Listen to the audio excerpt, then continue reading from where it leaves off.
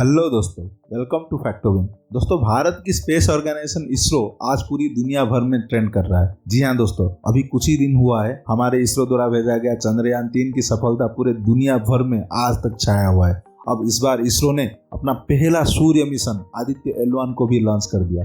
आपको जानकर खुशी होगी कि हमारा चंद्रयान-3 मिशन सफल रहा और उसने अपने सभी वैज्ञानिक उद्देश्यों को हासिल कर लिया। मिशन ने चंद्रमा की सतह और वायुमंडल के बारे में बहुमूल्य डेटा को प्रोवाइड किया और इस डेटा से वैज्ञानिकों को चंद्रमा और उसके इतिहास को बेहतर ढंग से समझने के लिए मदद करेगा। दोस्तों, अभी 2 सितंबर 2023 के दिन इसरो ने भारत की पहली सोलर मिशन यानी कि सूर्ययान या फिर आदित्य L1 को सक्सेसफुली लॉन्च कर दिया है। जी हाँ दोस्तों, आदित्य L1 को आंध्र प्रदेश की श्रीहरिकोटा में स्थित सतीश धावन स्पेस सेंटर से सक्सेसफुली लॉन्च किया गया है। फिर से निकल पड़ा है इसरो एक और इतिहास रचने के लिए। दोस्तों, इस वीडियो में हम जानने की कोशिश करेंगे ऐसा क्या इंपॉर्टेंट पॉइंट्स है जिसे आदित्य L1 मिशन बहुत ही खास बन जाता है। आदित्य L1 एक स्पेस बेस्ड ऑब्जर्वेटरी मिशन है दोस्तों, जो कि एक यूनिक पॉइंट से या फिर एक सुविधाजनक पॉइंट से सूरज का अध्ययन करेगा। दोस्तों, इसे सूर्य और पृथ्वी के बीच उपस्थित L1 पॉइंट के एक हॉलो ऑर्बिट यानी कि प्रभामंडल कक्ष में स्थापित किया जाएगा, जो कि पृथ्वी से लगभग 1.5 मिलियन किलोमीटर दूर है और आदित्य L1 को इस पॉइंट तक पहुंचने के लिए करीब 125 दिन का समय लगेगा। अब यहाँ पे आपके मन में एक सवाल आ रहा होगा, ये L1 पॉइंट क्या है? दोस्तों, L1 पॉइंट मतलब लैग्रेंज पॉइंट है। दोस्तों, लैग्रेंज पॉइंट अंतरिक्ष में सूरज और पृथ्वी के बीच कुछ खास पॉइंट्स है जहाँ पे सूर्य और पृथ्वी के ग्रेविटी यानी कि गुरुत्वाकर्षण बल बैलेंस आउट हो जाती है। ऐसे अगर देखा जाए तो 5 लैग्रेंज पॉइंट्स है, जैसे कि L1, L2, L3, L4 and L5। Lagrange point L1 दोस्तों सूर्य और पृथ्वी के बीच एक ऐसा पॉइंट है या फिर जगह है जो पृथ्वी से करीब 1.5 मिलियन किलोमीटर दूर है। यह एक ऐसा बिंदु है जहां पे सूर्य और पृथ्वी के गुरुत्वाकर्षण बल एक दूसरे से मिलते हैं, यानी कि सूर्य और पृथ्वी के ग्रेविटी यहाँ पे कैंसिल आउट हो जाता है। इसका मतलब ये हुआ, यहाँ पे कोई भी अगर वस्तु को हम प्लेस कर दें तो वो एकदम बैलेंस में रहेगा, ना तो वो सूरज की ओर खींचा चला जाएगा या फिर ना ही धरती की ओर आएगा। यह एक अंतरिक्ष यान को बनाए रखने के लिए बहुत एक परफेक्ट जगह है। इस पॉइंट से दोस्तों बहुत आसानी से सूरज की निरंतर रूप से 24/7 अध्ययन किया जा सकता है, इसलिए ये पॉइंट इतना इम्पोर्टेंट है। अगर दोस्तों L2 पॉइंट की बात करें तो ये पृथ्वी के ठीक पीछे है, पृथ्वी से करीब ये भी 1.5 मिलियन किलोमीटर दूर है। इस पॉइंट में भी सूरज और पृथ्वी की ग्रेविटी बैलेंस आउट हो जाता है और इस पॉइंट में भी कोई भी स्पेस क्राफ्ट को हम रख के कुछ भी अध्ययन कर सकते हैं। जैसे अगर मैं एग्जाम्पल दूं तो नासा द्वारा भेजा गया जेम्स वेब टेलीस्कोप को इस पॉइंट पर ऑलरेडी एक हॉलो ऑर्बिट में प्लेस किया गया है,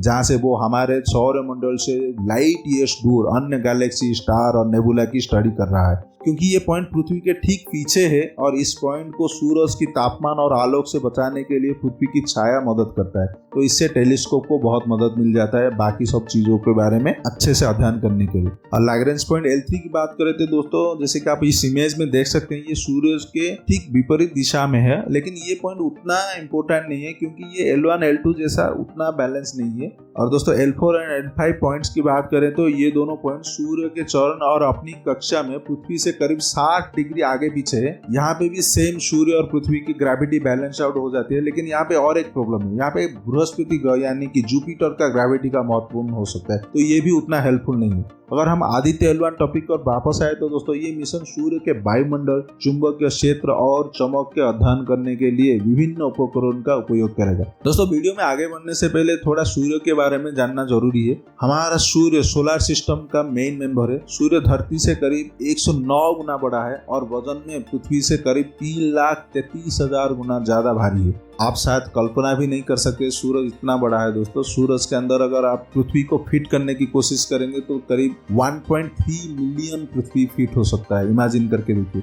दोस्तों, हमारे धरती जैसा सूरज का भी डिफरेंट लेयर्स है। सबसे अंदर आता है कोर, ये करीब सूरज के रेडियस का 25% और सूरज के मास का 33% है। इसकी तापमान के बारे में बात करें तो इसका तापमान करीब 15 मिलियन डिग्री सेल्सियस तक पहुंच सकता है और यहीं से ही सूरज की एनर्जी पैदा होती है, क्योंकि यहीं पे ही न्यूक्लियर फ्यूजन होता रहता है जो कि हाइड्रोजन एटम को हीलियम में कन्वर्ट करता है। इसके बाद आता है दोस्तों रेडिएटिव जोन। यह कोर से सूरज की रेडियस के लगभग 70% तक फैला हुआ है। इसकी तापमान की बात करें तो दोस्तों ये करीब 2 मिलियन डिग्री सेल्सियस तक हो सकता है। और इसके बाद आता है फिर कन्वेक्टिव जोन। यह सूर्य के रेडियस का लगभग 70% भाग से लेकर सतह तक फैला हुआ है। और फिर आता है फोटोस्फीयर। यही सूरज का सतह है जो हम देख पाते हैं। यह लगभग 100 किलोमीटर मोटा है और इसकी तापमान की बात करें तो करीब 5500 डिग्री सेल्सियस है। यहीं से ही सूरज की रोशनी निकलती है दोस्तों। और उसके बाद फिर आता है क्रोमोस्फीयर। क्रोमोस्फीयर फोटोस्फीयर के ऊपर होता है और ये लगभग 2000 किलोमीटर का मोटा होता है। इसका भी तापमान की बात करें तो करीब 10,000 डिग्री सेल्सियस है। और फिर लास्ट में आता है दोस्तों कोरोना। कोरोना सूर्य के सबसे बाहर परत है। यह अंतरिक्ष में लाखों किलोमीटर तक फैला हुआ है। कोरोना की तापमान की बात करें तो लगभग ये 1 मिलियन डिग्री सेल्सियस है। कोरोना फोटोस्फीयर से भी कहीं अधिक गर्म है। ये क्यों है किसी को भी नहीं पता ठीक से, आज तक किसी को भी ठीक से ये नहीं पता। एक्चुअली में देखा जाए तो सूरज की कोर से जितनी हम दूर जाए तापमान धीरे धीरे कम होनी चाहिए, लेकिन कोरोना सूरज के सबसे बाहर वाला हिस्सा होते हुए भी इसकी तापमान फोटोस्फीयर से काफी ज्यादा है। दोस्तों इस सब के बारे में ही अध्ययन करने के लिए आदित्य L1 मिशन को भेजा गया है। अगर आदित्य L1 मिशन की हम बात करें तो इसके 4 मुख्य विज्ञान उद्देश्य हैं। अगर पहली उद्देश्य की बात करें तो ये सूर्य के एटमॉस्फेयर, प्रकाश मंडल, क्रोमोस्फीयर और कोरोना के साथ सूर्य के वायुमंडल का अध्ययन करेगा। अगर दूसरी ऑब्जेक्टिव की बात करें तो ये सूर्य के चुंबकीय क्षेत्र यानी कि मैग्नेटिक फील्ड का अध्ययन करेगा।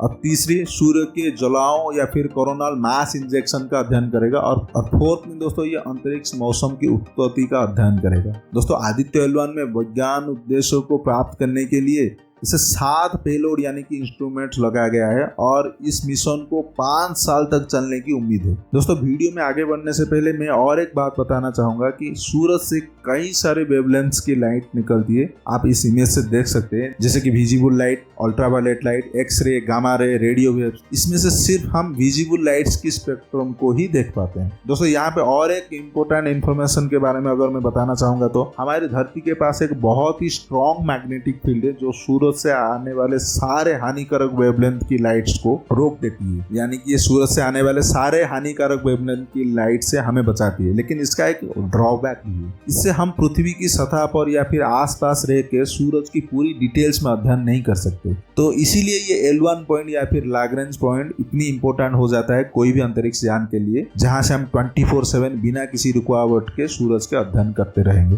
अब दोस्तों आदित्य L1 के सारे पेलोड्स की बात करें तो पहली पेलोड है visible emission line coronagraph VELC। यह उपकरण दृश्य प्रकाश में यानी कि विजिबल लाइट्स में सूरज से निकलते हुए पार्टिकल का चित्रण करेगा। और अगर पेलोड 2 की बात करें तो solar ultraviolet imaging telescope SUIT। यह उपकरण अल्ट्रावायलेट लाइट में सूर्य के क्रोमोस्फीयर की छवि लेगा। थर्ड पेलोड की बात करें तो दोस्तों the Aditya solar wind particle experiment यानी कि ASPEX। यह उपकरण आदित्य L1 तक पहुंचने वाले सूर्य के वायु कणन को मापेगा।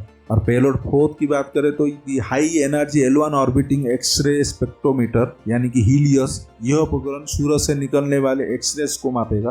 पेलोड 5 की बात करें तो plasma analyser package for Aditya यानी कि पापा। यह उपकरण सूरज के आसपास के प्लाज्मा को मापेगा। और 6th पेलोड की बात करें तो मैग्नेटोमीटर MAG।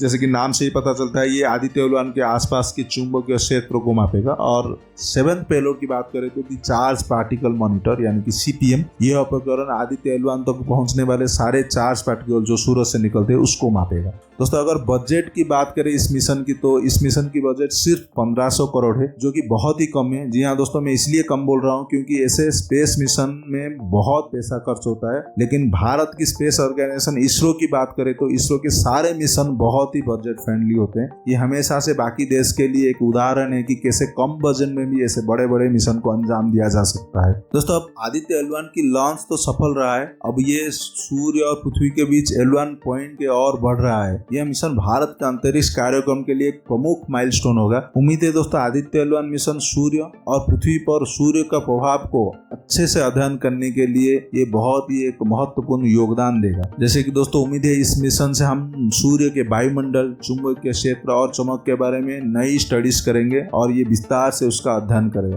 दोस्तों इस वीडियो को एक लाइक जरूर करना, इस इन्फॉर्मेशन को अपने दोस्तों के साथ शेयर भी करना और ये इन्फॉर्मेशन आपको कैसे लगा कमेंट्स में जरूर बताना। चैनल में नए हो तो इस चैनल को सब्सक्राइब और बेल नोटिफिकेशन को ऑन जरूर करना। Thank you.